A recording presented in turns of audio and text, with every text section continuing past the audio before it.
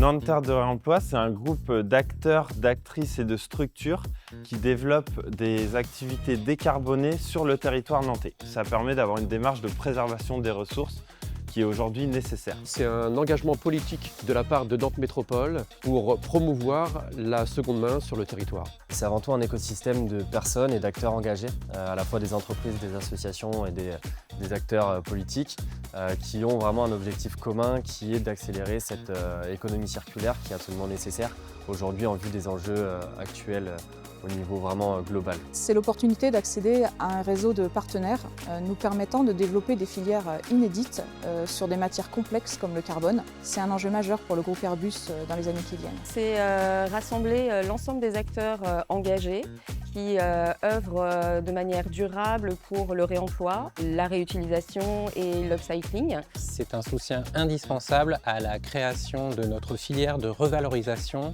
des déchets bois issus du BTP.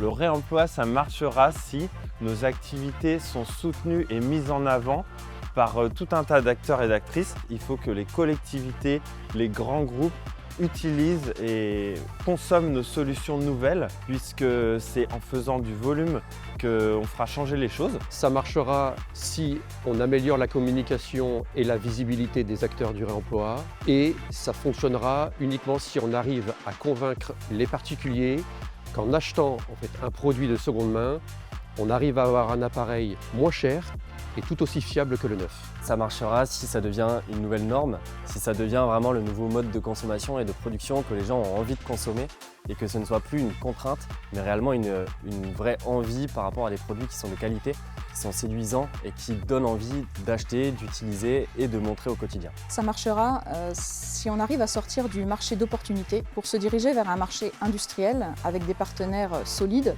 fiables et multiples, et surtout une volonté politique et économique d'en finir avec l'enfouissement. Ça marchera si on rend les choses accessibles, ludiques et concrètes pour tous. Oui, on peut changer le monde. Après, ça se fait pas à pas. Et chez nous, on a tendance à dire que ça se fait un point après l'autre. Ça marchera si on s'y met tous, si les collectivités soutiennent les projets d'économie circulaire locaux, les associations, les entreprises, les collectifs qui ont pour but un réemploi solidaire et non lucratif.